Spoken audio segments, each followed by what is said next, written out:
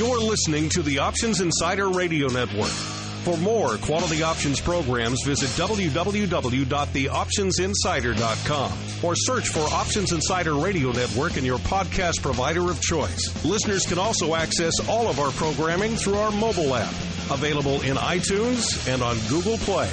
Don't forget to follow along with your favorite programs and submit your own questions for the hosts at twitter.com/options, facebook.com/theoptionsinsider, or via questions at theoptionsinsider.com.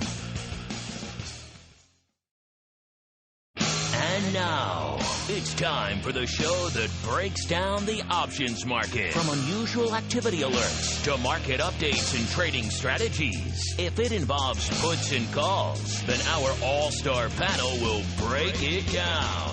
It's time to hit the option block with your host, Mark Longo from theoptionsinsider.com, and co-hosts Alex the Viceroy Jacobson from Options Express, Uncle Mike Tosaw from RCM Asset Management, Andrew the Rock Lobster Giovinazzi, and Mark the Greasy Meatball Sebastian from OptionPit.com.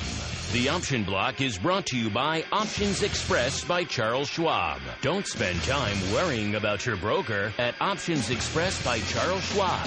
Security, stability, and account protection are the most important responsibilities to our customers. Secure account access, enhanced financial protection, entrusted with over $7 billion in customer assets. Established financial stability. Options Express by Charles Schwab lets you trade with confidence. Stocks, options, and futures all in one account. Trade with a specialist. Visit www.optionsexpress.com to open your free account. Options Express by Charles Schwab is a member of FINRA, SIPC, and NFA. All right, everybody, you know what that music means. It's time once again for the Option Block, everyone's favorite bi-weekly source for all things options related. A little bit of wit, a little bit of wisdom, a little bit of education, a little bit of analysis sprinkled with some news and all sorts of other fun stuff mixed in there, some strategies, and you get the heady brew that is the Option Block. My name is Mark Longo from the OptionsInsider.com, as well as from this here Options Insider Radio Network. And in addition to the website and iTunes and all the other legions of places that have our audio, what's the best place to find this here program? Well, of course, our mobile app available for iOS, Android, and the burgeoning Fire OS. You can instantly stream all 300 plus episodes of the Option Block now. You can download your favorite for offline listening. And even when you're listening, you hit that comment, you hit that question tab, and shoot us an email, shoot us a Facebook question, shoot us a tweet. Even if you're feeling brave, leave us a voicemail, and perhaps, if it's interesting, we'll feature it here on the old program. No shortage of ways for you guys to make your voices heard and getting in touch with the old program here. And I'm joined today on the old Option Block All-Star panel, first off by the man holding down the Options Express by Charles Schwab hot seat. None other than the Viceroy himself, Mr. Alex Jacobson. Alex, welcome back to the program, sir. Mark, it's good to be here, and the seat was hot today, so a lot of interesting stuff going on, a lot of industry stuff going on that I'll touch on a little bit, but the market itself, obviously down out of the box, but not a lot of trading today. Today was the Tosaw day. Gold and silver were lighting up the phones. Since you invoked him, we might as well bring him on the program as well. None other than Uncle Mike Tosaw from RCM Wealth Advisors. Uncle Mike, welcome back to the show, sir. Always great to be here, and it is always exciting when we have a metal day, as we did today. So you were rocking out today? Is that what you were saying? A hard metal day? Yeah, I thought often of Sebastian and his mini and the band The Mini Metals. Speaking of which, I usually introduce you as the man from St. Charles, Illinois, but today you're beaming in from scenic and lovely downtown Chicago. So welcome to the big city, sir. Yeah, it's something else. They got running water. They got buildings more than 2 stories. I tell y'all, this is something. Just watch out for your wallet, sir. The big city ain't like the country. All right. And with the team all assembled, the Rock Lobster got called away at the last minute, so we'll be a man down, but none the worse for wear, because it's time to dive right on into the trading block. It's time to break down the latest topics, trades, and trends in the world of options. It's time for the Trading Block. All right, welcome to the old trading block. Like Alex said at the top of the show, there was a bit of a wet and wild day. I saw some vol, saw some downside in the broad indices.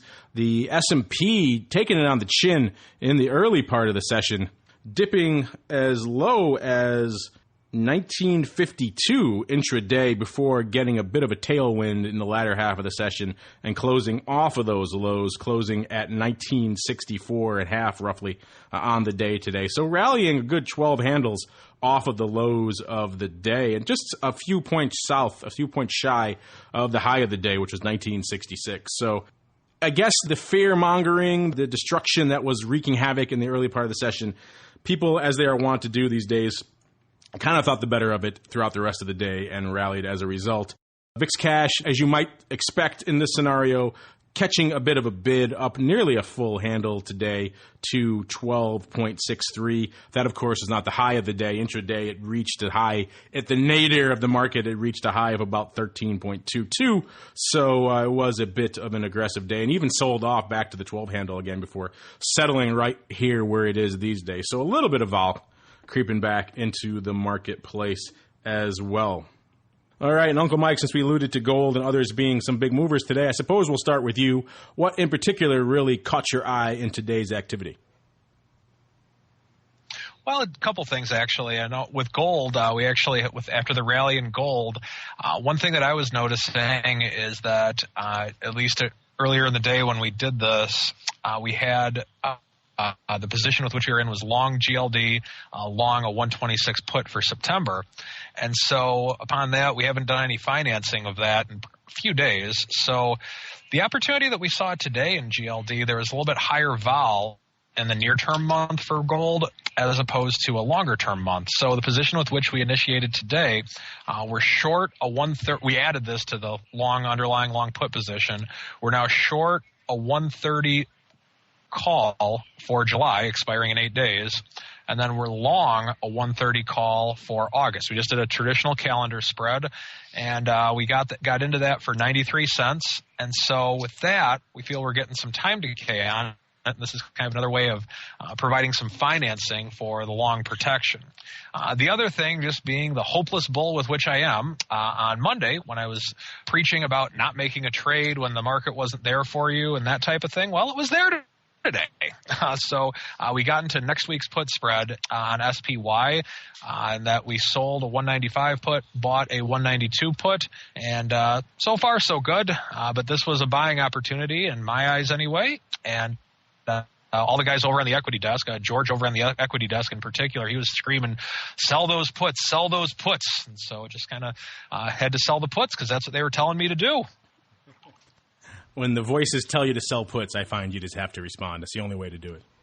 Well, normally when I get the voices telling me to sell puts, they're not real people. But today I actually had a real person screaming, sell puts, so I had to do it now. It's nice when they have that around actual people, huh? When you're down in the big city as opposed to the cavernous environs out there in St. Charles where it's just you and your thoughts, and it can get a little spooky sometimes out there, I'd imagine. All right, and Mr. Viceroy, what else caught your eye over there in the land known as Options Express by Charles Schwab today, sir? It was quiet all day, and even the traditional kind of Apple, Twitter, Facebook business we see, those people weren't there today. It just seemed that the scare this morning sent people to the sidelines, and the only thing we saw any real traction in today were the metals. Were people buying upside in the metals? Were they buying downside? Were they selling upside? What was the OX clientele up to out there? Buying upside. I think the general thought is with what's going on in Portugal, with what's going on in the Mideast, this rally back over 13 is the first leg, maybe towards last year's highs. So the appetite we saw was to the upside. Silver also today was active, but that was really the bright spot in today's trading. Other than that, it was quiet. Since we're hitting so much on GLD today, I thought it might be fun to throw in a quick trading patterns guessing game driven off of GLD. See what else the folks over there at OX were trading when they weren't busy trading GLD. I'll throw in the obvious answer right now so you guys don't have to say it. Number 3 is SLV, of course, the silver trust out there. So there we go. I already gave you number 3. So Uncle Mike, I'll let you go first. What would you say is the number 1 correlated underlying over at OX for people who are trading GLD today? I'll go with GDXJ. Well, you were close. GDX is the number 4, the market vectors gold miner. So I'll give you that one, I think. Well, it's close enough. It's within the realm of probability there. All right. Mr. Viceroy, I shall give you the next guess. What do you think is the number 1 correlated underlying for OX traders also trading GLD? My heart says the spider, but my brain says the EEM. So I'm going to go with EEM. Once again, listen to the heart, sir, over the brain every time. SPY coming in the number 2 spot there. So, yeah, I still haven't picked the number 1 spot, but number 2 SPY, number 3 SLV. Since you were pretty close, you got the closest so far there, Viceroy. You get to go next. Boy, social networking was slow today. Apple was slow today. I'll go with Apple. When in doubt, always go with Apple. Apple was indeed, even on this slow day, Apple was the number 1 underlying for GLD traders. It shows how retail-heavy GLD is these days and how just frothy it has become in all these other stocks that are very hyped, very retail-heavy. Facebook, GLD, and Apple are always kind of in the same conversation. There you go, Uncle Mike. I gave you one of the next names, so feel free to guess.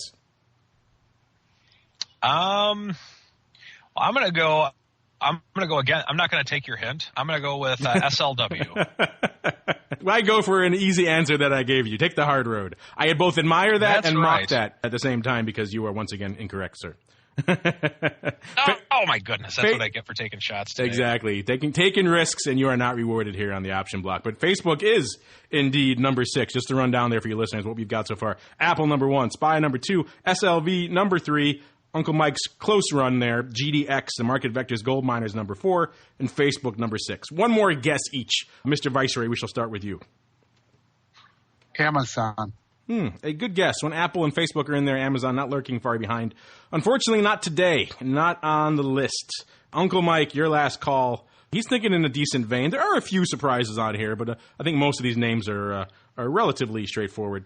All right. Well, since I'm in a slump today, I'm going to swing for the fences on this one and go way out of the box, as illogical as I can possibly think of on this. I'm going to go with Celgene.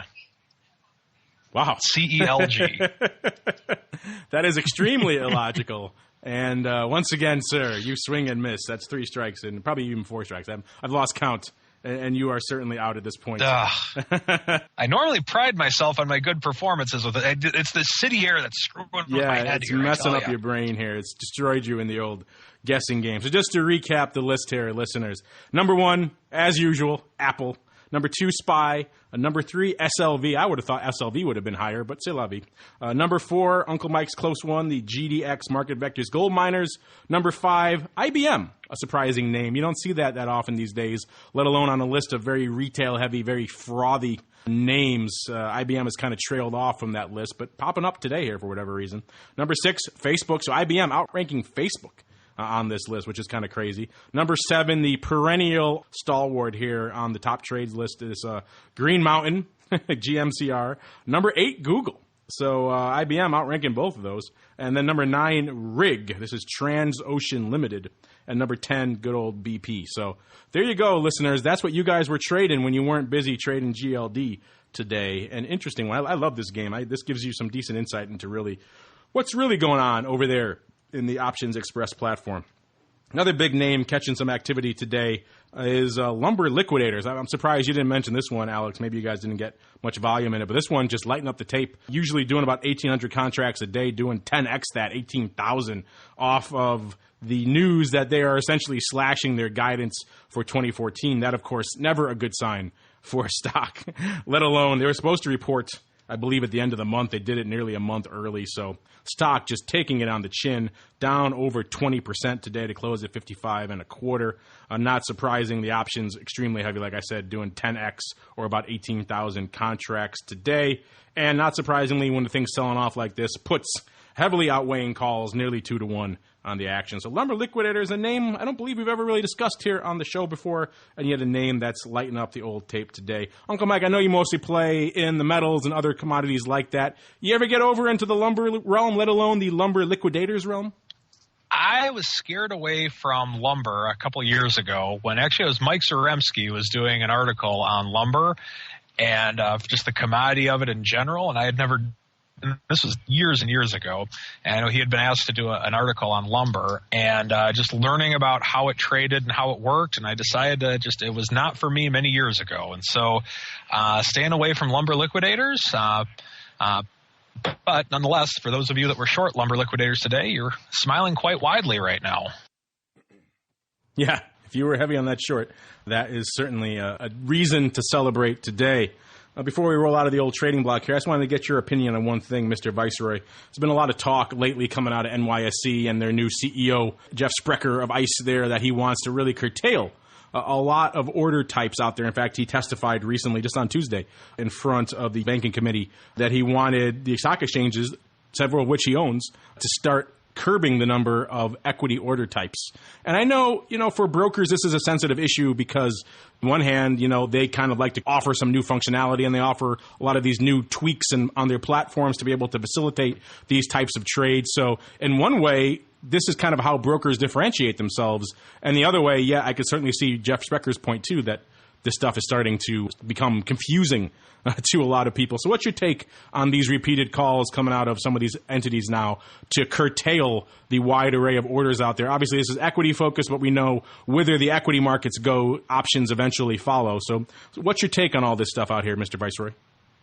So I think he's a very smart guy, and I think what he's trying to do is the beginning of his campaign to rein in high frequency and rein in maker-taker. And I think he's got a real valid point that all these order types and all the technology needs have been what's opened the door to a lot of this gaming of the order flow.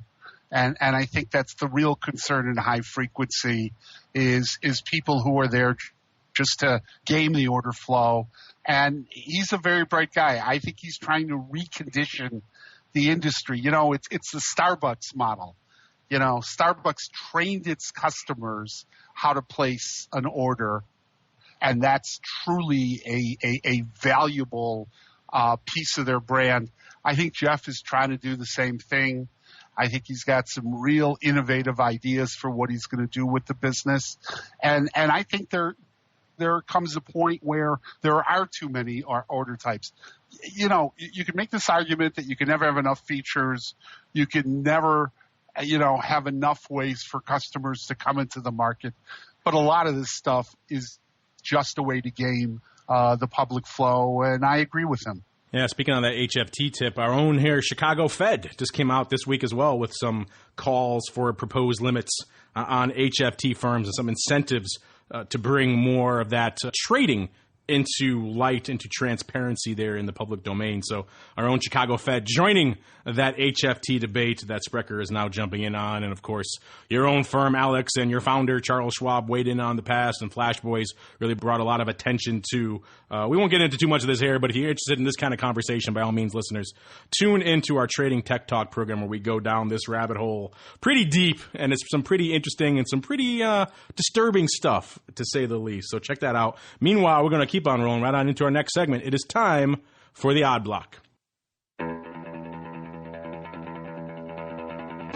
It's time to break down the most interesting, unusual, and downright questionable options activity that's been identified by theoptionsinsider.com.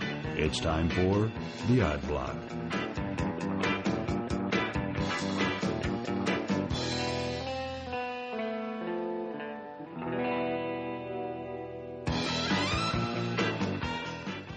All right, everybody, welcome to the Odd Block. Like the man said, this is the portion of the show where we break down the weird, the wild, downright woolly activity that's lighting up the old options tape today. Going to kick things off with a newcomer, Thermo Fisher Scientific Inc., ticker symbol TMO. Closing today, $117.15 down, close to $1 or a little over 0.5% today. This is the name that on average does about 2,300 contracts a day, so decent size for an odd block candidate. Most of our names do 200 to 400 contracts a day. Today, doing 9,000, just a hair over 9,000. And the lion's share of that volume coming in one relatively sizable roll. We saw a call roll, to be specific, out here in TMO. So yeah, what we saw here in TMO was the July AUG 120 roll, paper coming in two large blocks, buying up nearly 4,000 of the July 120s, and then selling out nearly 4,000, about the exact same number, 3,885 to be precise, of the AUG 120s, essentially continuing their short position here on the 120 strike. Obviously, TMO trading 117, so threatening that 120 strike. This guy wanting a little bit more time for this position to come to fruition, so he put it on up total of nearly 8,000 on the day, and that was the lion's share of the activity. Uncle Mike, I know you're a big call roller yourself. What do you think of this essentially call overwrite roll here in TMO? Okay, so yeah, with this, I do like rolling the call out. A lot of times, like what I'll do if it's a covered call, I don't like to necessarily wait till the stock goes to being right at the money. And if it looks like right here, the stock's trading at 117.28, in this case, maybe the person saw something and that it's getting a little bit too close, and then it pulled back a little bit, so they viewed this as a time to potentially do a roll, gain a little bit more premium on it. Other reasons of which I would do a call rollout like this is perhaps there's a higher implied volatility, or for lack of a better term, a better bang for your buck at the following month than there is at the current month. So on here, let's see, because if the 30-day implied vol is at 22%, 10-day implied volatility is at 14%, this is an interesting trade.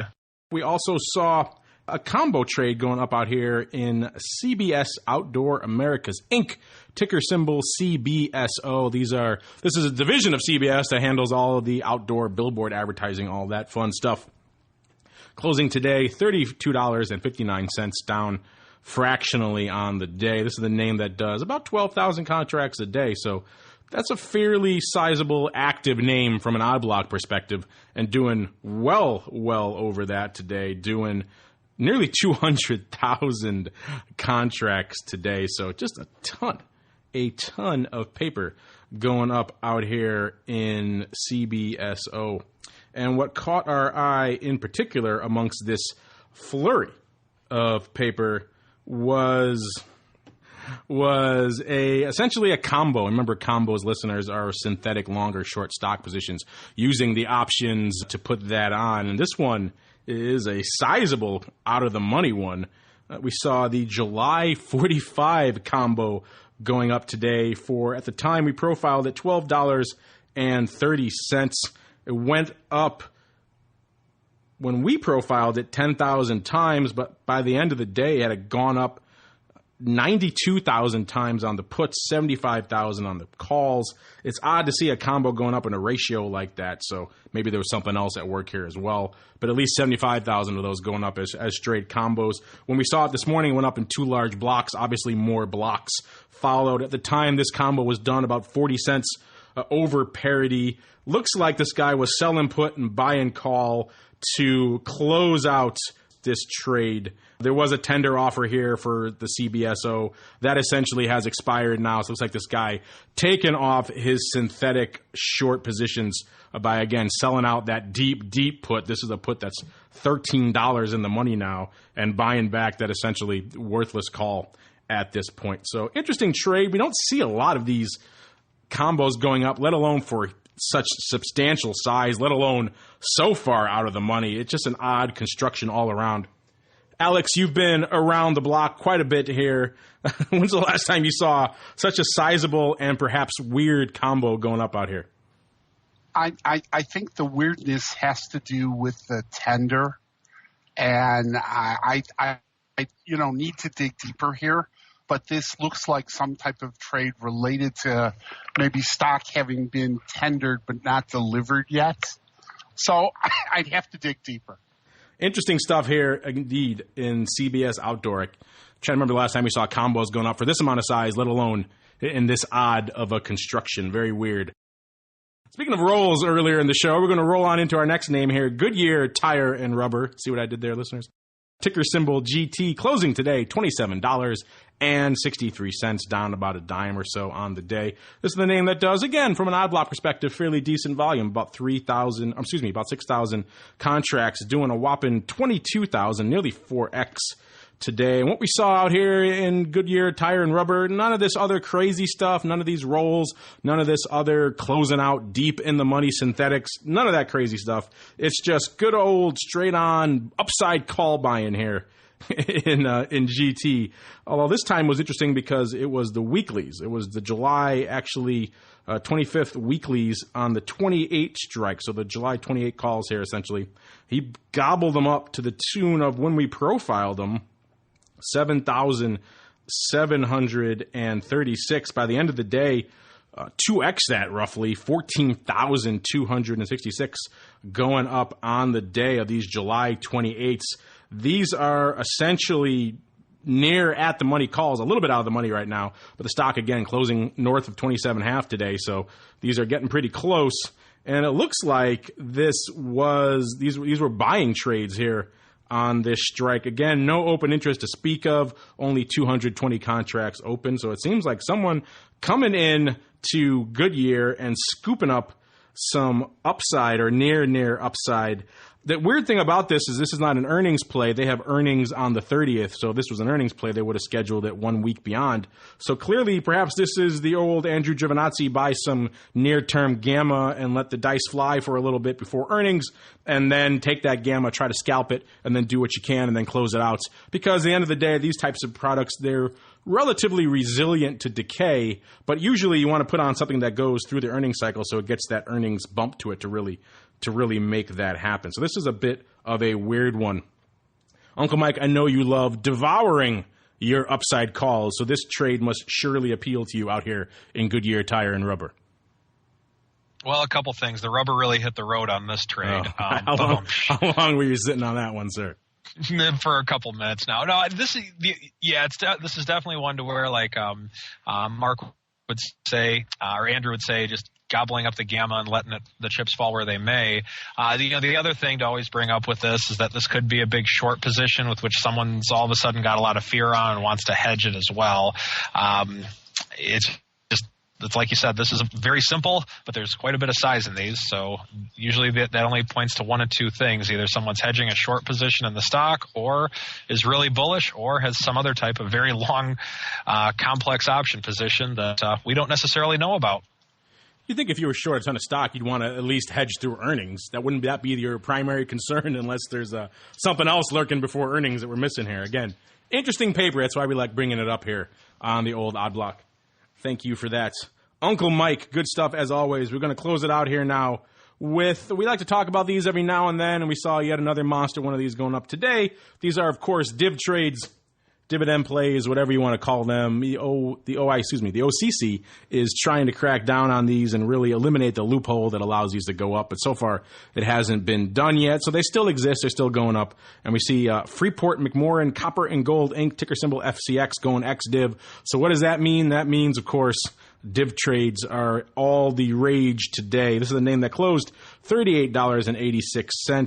And it does, on a typical day, fairly decent volume, about 34,000 contracts. So certainly the largest of the names we profiled today in the Odd Block, but doing well over 10x that today, 451,000 contracts to be precise here in good old FCX. And again, this is why we like to profile these sometimes, because you might see that in your unusual activity, your volume scanner, see this popping up off the charts and say, wow, huge activity out here. I have to go trade this. I have to go buy these calls. I have to do whatever.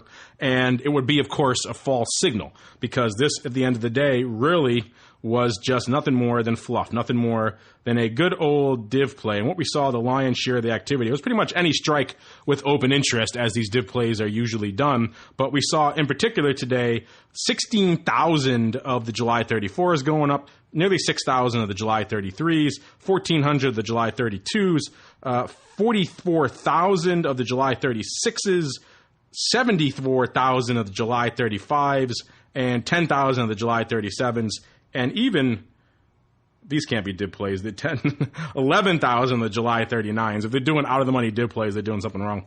But again, listeners, these types of trades tend to fall down wherever there is open interest. And what we're seeing here is usually a pretty standard ratio, somewhere in the 3 to 4x the open interest to the volume. People come in trying to game these strikes, and they're willing to do that amount of volume in order to try to capture the dividend on those strikes. They've done some formula that says that amount of volume is worth it, but 10x or 15x probably not. We also saw a lot of paper up in AUG as well, 44,000 of the AUG 34s, 28,000 of the AUG 31s, 2,000 of the AUG 29s, et cetera, et cetera. Again, there's a commonality to all of these, of course, being, for the most part, in the money calls, which is where the lion's share of this div play activity is usually focused. All right, interesting stuff out here in good old Freeport McMoRan. But that's it for the odd block, and now we have to keep on rolling right on into the fancy hat block, a.k.a. the Xpress Block. The Xpress Block. Brought to you by Options Express by Charles Schwab. Options Express by Charles Schwab lets you trade where and when you want for every level of trading. From advanced charting, free daily trading ideas, and free educational resources. Options Express by Charles Schwab is the online broker for all traders. Best of all, Options Express by Charles Schwab lets you trade stocks, options, and futures all in a single account on powerful yet easy-use trading platforms, including mobile devices. Visit optionsexpress.com for your free account. Options Express by Charles Schwab is a member of FINRA, SIPC, and NFA. All right, listeners, you know what time it is. It's time, if you're playing the home game, to don your fanciest cap, because it's time for the Viceroy to take us deep into the dark recesses of Options Express by Charles Schwab. Mr. Viceroy, where does our tour commence today, sir? So I'm going to use the time to do two things. First, I just want to remind everybody that IdeaHub for Futures has been out for a couple of weeks now and is doing actually very decent numbers, given that there's no great awareness of it. I've done 2 webinars on it, did another one today, and we'll do more over the weeks. But if you are a premium harvester, there is a tool now that allows you to identify credit put spreads and credit call spreads in 4 of the most actively traded futures options. It's the E-mini S&P, the E-mini NASDAQ, the light crude contract, and the gold contract. One other thing I want to talk about, I know every time I talk about this I get the downer hat, and I actually take the Viceroy hat and then try to balance it on my head upside down to go with the downer award. But I've talked in previous shows about kind of the way the industry is evolving here and how firms are now beginning to rein in portfolio margining. Firms are looking at exposure fees. So just one caveat I want to give everyone, and this isn't only true here at Options Express. It's true. I talk to my friends in the industry every couple days. If you have an account with a lot of naked options in it, and you're lightly capitalized, or you're running the account right to the edge, please be aware that you're in a position where you're very likely to have your brokerage house, and I can tell you this is true at the option-centric firms right now. You're very likely to have your brokerage house reach out to you and either adjust margin levels, ask you to reduce positions. At a couple firms, not something we're doing here, not something we're doing at Schwab. People are getting charged an exposure fee, and it's kind of the reality in the market here. I've talked many times on the show about the 3 things that the SEC would like to revisit if they could, and one of them is portfolio margining. Just be aware that if you're running an account close to the edge, that's a bad idea no matter what your firm does, but you may find yourself in a position with a firm reaching out to you, and I actually heard this from a couple people. We've had accounts come in here who were fired at other firms. And we've had accounts leave here and go to other firms and then come back. So please be aware, if you're doing a lot of naked options, if you're not running with ample margin, just be aware the industry is evolving again, and be prepared to reduce your positions, spread those positions off, or bring in more money. So that's what's going on today. Mr. Viceroy, as always, scaring the bejesus out of our naked option sellers out there, of which there are more than a few who I'm sure live by the credo that a penny of margin unutilized or underutilized is indeed a penny wasted. So hopefully they are listening to you, taking your words of caution to heart there, Mr. Viceroy, because these are dangerous times to have that viewpoint. Speaking of your viewpoints, listeners, it's time to get into them because it's time for the mail block. It's time to take your seat on the All-Star panel as we read your emails, tweets, Facebook messages, website comments, and much more. It's time for the mail block. All right, listeners, like the man said, this is the portion of the show where you guys get to join us here on the old All-Star panel. Make your questions, your comments known. Like I said at the top of the show, you can, of course, use the app to do that, or you can just find us on the website, post a comment on the show or the show notes, or pretty much any other article on the website, and we'll find it and route it to the show. You can reach us by email, questions@theoptionsinsider.com. Find us on social media, twitter.com/options, facebook.com/theoptionsinsider. And, of course, the hardy amongst you can leave us a voicemail as well. And unfortunately, I don't have that number at hand because it's in the app. So look for it in the app there, listeners, and you could find that. Meanwhile, you can make your voices heard on the show, just like our first listener did here, Mr. Nico Belle. I don't know if that's a handle or his name. Either way, I like it. And he writes, am I correct in assuming that open interest refers to the number of contracts that are available for exercise on a particular strike, and not just the trading volume seen on that strike? Thanks, Nico. Well, people have open interest on the brain, it seems like, these days. Everybody's writing in about open interest. I think we discussed it last week on the show as well. A short answer, Mr. Nico Belle, yes and no. Yes, I like the way you're thinking. I think that's a good way to think of it, in a kind of a shorthand way for open interest. It's not entirely correct, but it's most of the way there. I think for a lot of people who get conflated very easily between volume and open interest, thinking of it this way will, I think, at least push you in the right direction. There are some opportunities, some moments when it won't entirely be correct regarding what's available for open exercise, but it's not the worst quick shorthand definition that I've heard for open interest. So if you're thinking that way, I think you're thinking along the right lines, even though there can be a few tweaks there. Uncle Mike, what do you have to say about open interest, sir?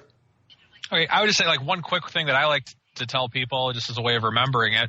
In theory, you could have one contract in open interest, but then 6 million in volume. Now, obviously, that's not going to happen, but theoretically, it could work that way, just with two people trading it all day long, in theory. Yeah, and the thing is, unfortunately, it's not as clean as saying open interest is what's available to exercise. Nobody in the securities options market truly understands open interest. I'm going to give you a quick explanation, and you'll see the embedded problem with it. Open interest is gross customer net market maker. So in the morning of the day, a customer buys 10 calls to open on IBM, and they do that trade on the Pacific Exchange. In the afternoon, a customer sells 10 contracts to open on IBM, exact same contracts. They do it on the CBO. So, in fact, a customer has bought 10, a customer has sold 10. They're both opening trades. What's the open interest? Some people will say 0. Some people will say 10. The answer is 20. And there aren't really 20 available to exercise because the two customers, in theory, have offset each other. So it's a very confusing number. So I would be careful how you use it. Some people use it at expiration, and this was a question we had a couple weeks ago about, is it going to pull the market one way or the other? And the answer is it's not as clear as it sounds. It is somewhat opaque. So be careful how you use the number. Alex, living up to the wet blanket credo here on the show. Yeah.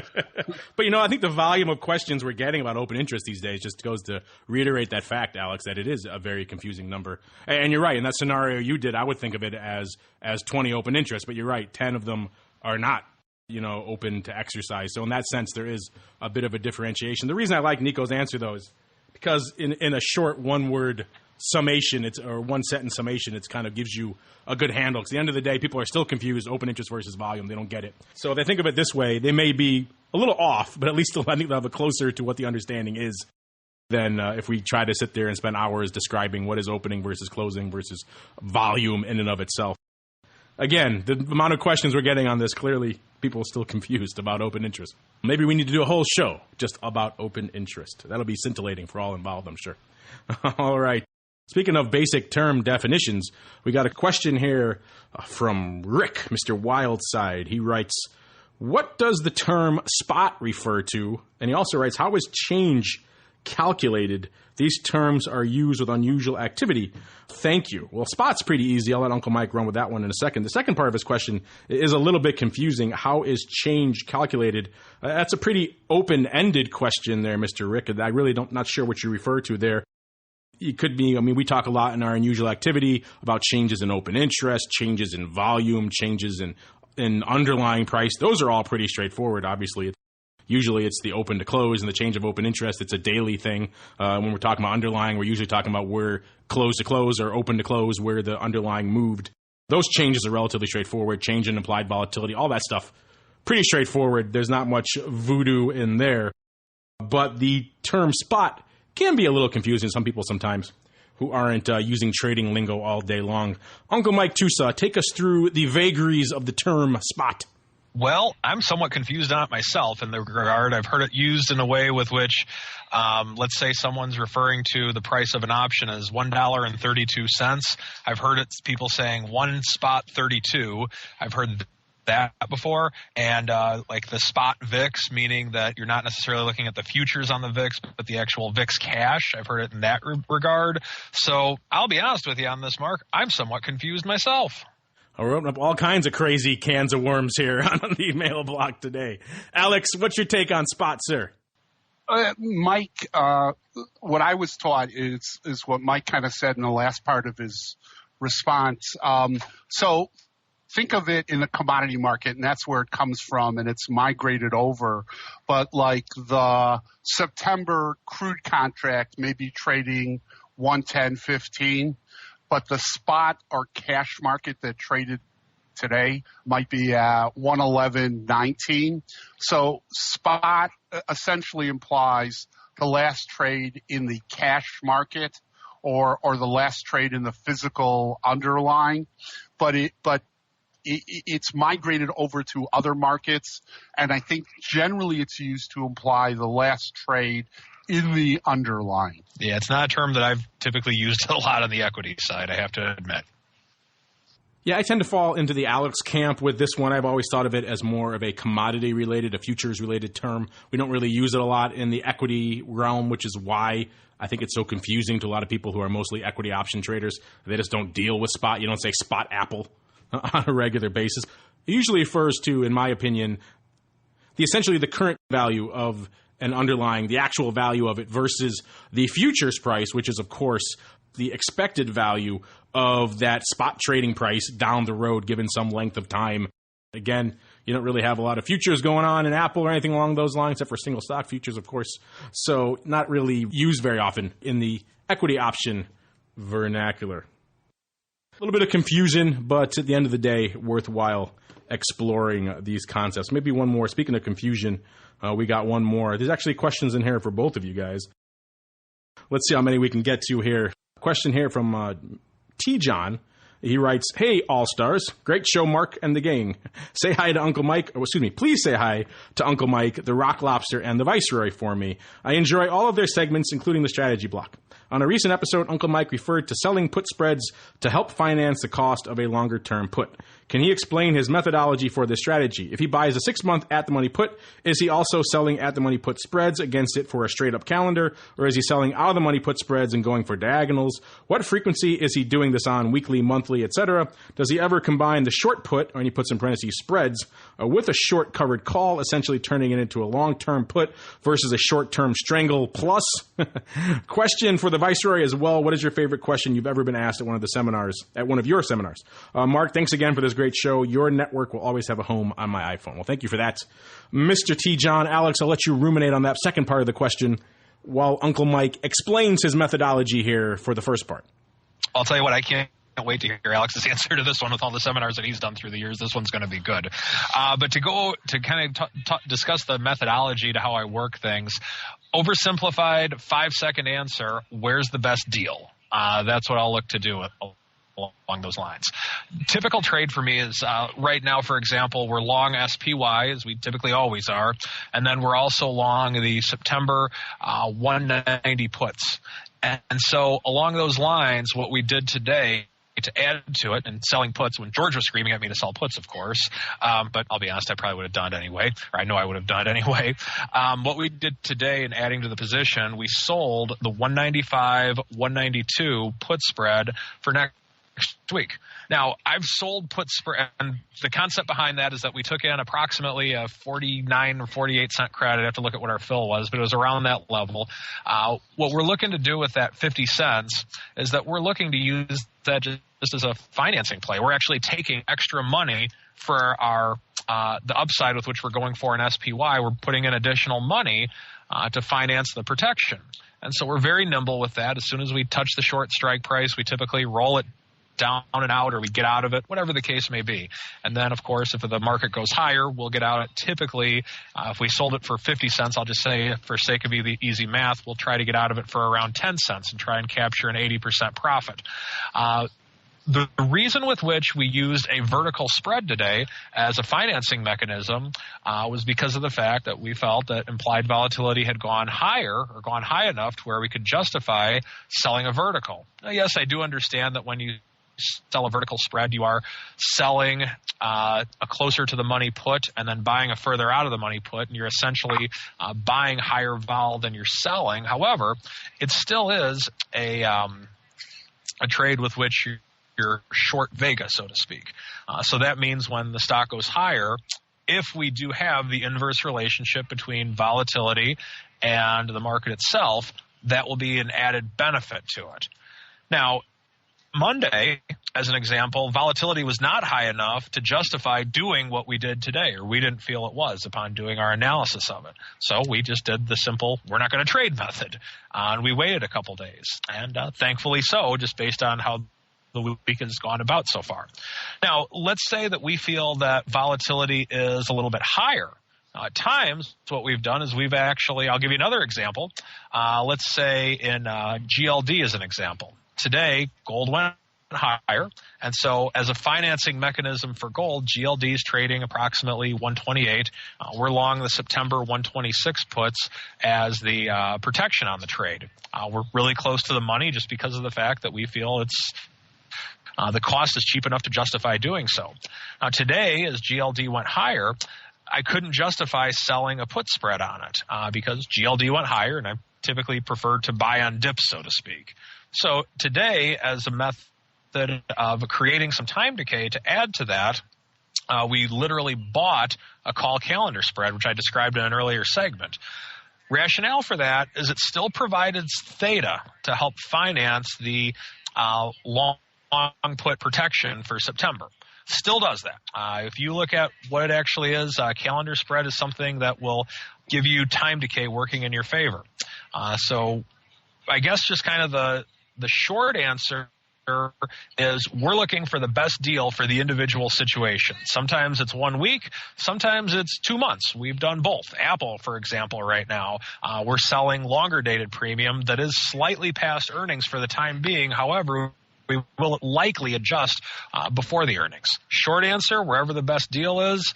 And typical time frame, we usually like to buy protection or buy long premium about 6 months out and then sell between 1 week and 2 months out. So hopefully that answers your question, Mr. T. John.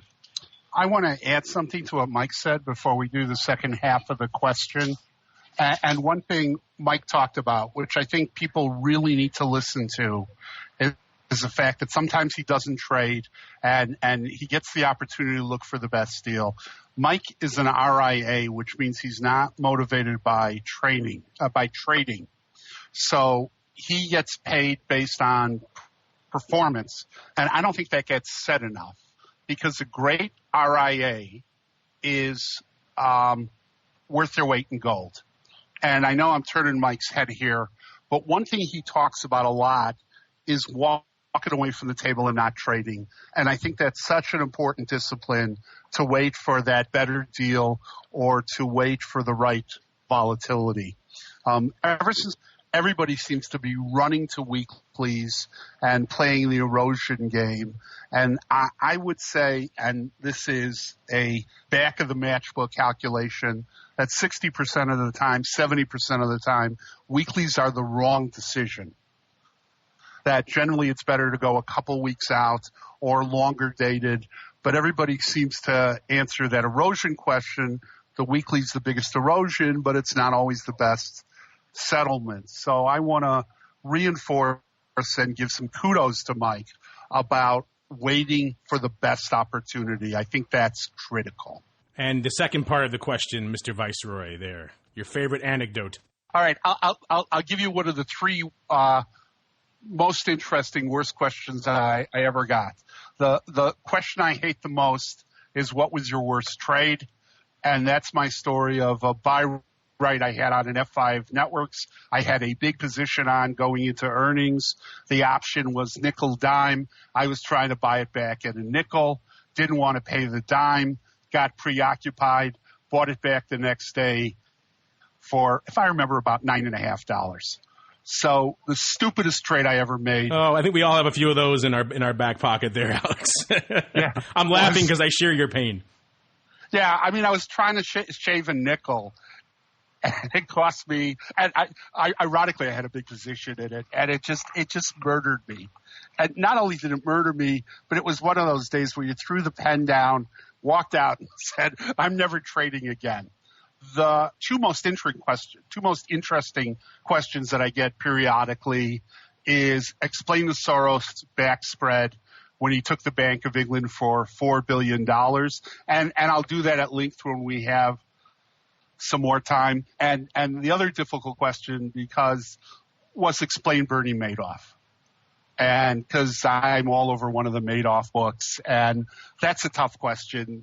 But those are probably the three most interesting questions I get. And I hate the first one and the third one, and I get them every presentation. Good stuff. All right, like the Viceroy mentioned, we are running a little bit short on time. We went a little extra long there, listeners, answering your questions, but we love doing that. So unfortunately, no Around the Block this episode. A lot of earnings coming up next week, so we'll have a ton to talk about on next week's shows. But until then, we'll check in with each of our cohorts here on the old All-Star panel, see what they're working on. Of course, the boys at the Pit couldn't make it today, so surf on over to optionpit.com. Check out their Pit Chat and all the other fun stuff they have cooking over there. Speaking of things cooking, Uncle Mike, what's cooking over there in the land of RCM Wealth Advisors and RCM Futures? A lot of things, a lot of newsletters, a lot of things that we have going on. We're still on a hiatus from the webinar train for right now, but check out our website at rcmfutures.com and rcmwealthadvisors.com and check it out. We got a lot of neat things going on. And Mr. Alex, what's coming down the pike over there at OX? I'll showcase a couple of things. Tuesday, July 15th, Nina's going to do a trading platform and site tour. Wednesday, July 16th, Nina's going to do collars and how they can be used in IRA accounts. Also on Wednesday, I'm going to do IdeaHub for futures, and I do that during the day. I know a lot of you trade during the day, but I like to do it while I have live quotes. And then a rare evening webinar on the 17th. I'm going to do the IdeaHub, a total overview, not futures. I'm going to do that at 8 p.m. Central Time. So I'm going to do that from Casa Jacobson with the hot chocolate and the Cavalier on my lap. And listeners, if you're wondering what book Alex was just referring to, I did just pull it up, and he is indeed featured in the Too Good to Be True, The Rise and Fall of Bernie Madoff. Yeah, that has made my life a joy. I'm sure it has. All right, and on behalf of the Viceroy and Mr. Uncle Mike Tosaw, and of course myself, I want to thank all of you guys out there in the listening audience for downloading and streaming, and for subscribing to the show, for downloading the app, and for sending in such great questions. Keep them coming, and we'll see you next time right here on the Option Block. The Option Block was brought to you by Options Express by Charles Schwab. Don't spend time worrying about your broker at Options Express by Charles Schwab. Security, stability, and account protection are the most important responsibilities to our customers.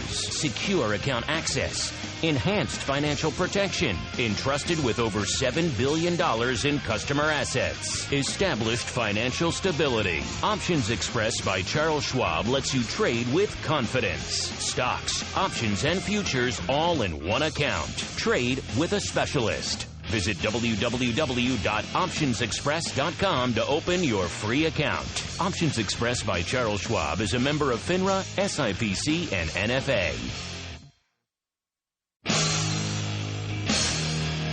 The preceding program was a production of the Options Insider Radio Network. For more quality options programs, visit www.theoptionsinsider.com or search for Options Insider Radio Network in your podcast provider of choice. Listeners can also access all of our programming through our mobile app, available in iTunes and on Google Play. Don't forget to follow along with your favorite programs and submit your own questions for the hosts at twitter.com/options, facebook.com/The Options Insider, or via questions at theoptionsinsider.com.